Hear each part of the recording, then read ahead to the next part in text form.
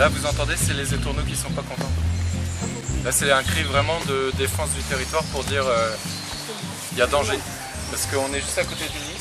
C'est un ancien trou de pic et pêche.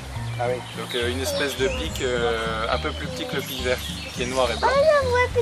En fait, la première année, ça va être utilisé par le pic et pêche pour fonder son nid, sa famille. Et l'année suivante, eh ben, il y a une telle concurrence entre les espèces pour occuper des habitats dans les arbres que ça peut être un étourneau, une mésange charbonnière ou éventuellement une chauve-souris.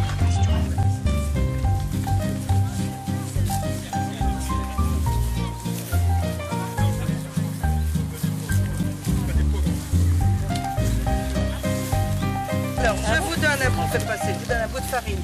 Vous grattez pour enlever la partie. Non, et vous sentez. C'est la racine. Oui, Un coup de girofle. Ah non, pas le coup de girofle. Si, le coup de girofle. Ah non, c'est avec ça qu'on fait le médicament. Oui. Les clous de girofle. Donc le principe qui se trouve dans la racine ici, c'est celui que l'on trouve aussi dans le clou de girofle et que le dentiste, le produit, il l'utilise quand il vous soigne les dents. Ah oui. Donc c'est le génol. Donc autrefois, quand les gens avaient mal aux dents, on disait on mettait un clou de girofle dans la dent creuse, mais aussi avant d'avoir du clou de girofle, on mettait la racine de benoît. Ah oui. Le principe est dedans est le même.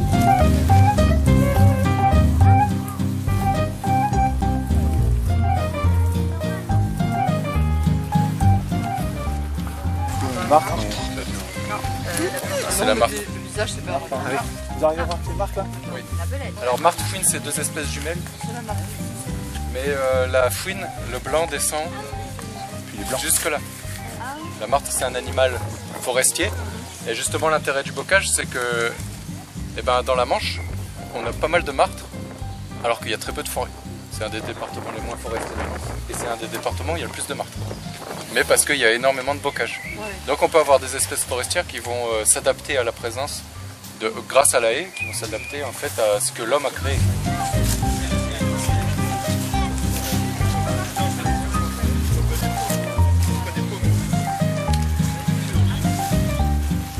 Alors vous avez devant vous une haie brise-vent, c'est-à-dire une haie qui n'est pas imperméable au vent.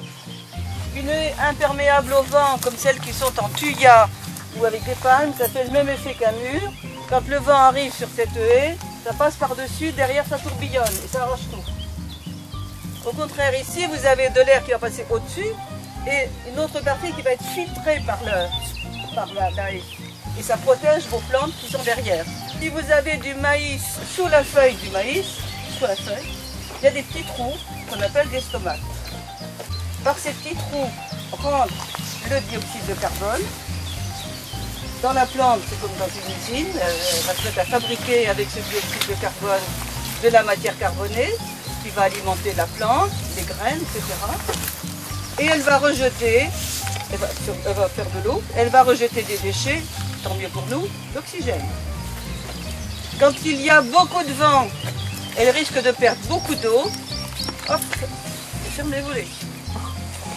Donc, puisque les stomates se ferment, le dioxyde de carbone ne peut plus rentrer, elle ne peut plus fabriquer, l'usine s'arrête.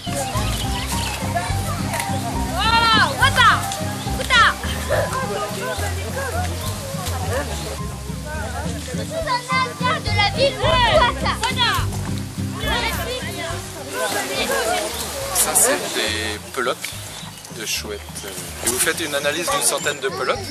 Ça vous donne 350 individus qui ont été mangés par la chouette. Et quand vous êtes dans un milieu bocager, vous arrivez à 11-12 espèces. Et si vous êtes un milieu de plaine, vous allez arriver difficilement à 5-6 espèces. Et toujours les mêmes. Et c'est très ennuyeux et c'est vraiment typique du milieu. En fait, vous pouvez décrire votre milieu juste en faisant l'analyse des pelotes de chouettes effraies. Par exemple, la pelote, on pourrait la trouver au pied d'un chêne. Et à partir de là, on pourrait savoir tout ce qu'on n'a pas vu aujourd'hui.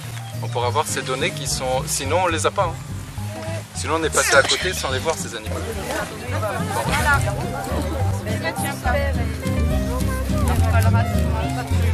Voilà, après on collera les petits fruits à la maison.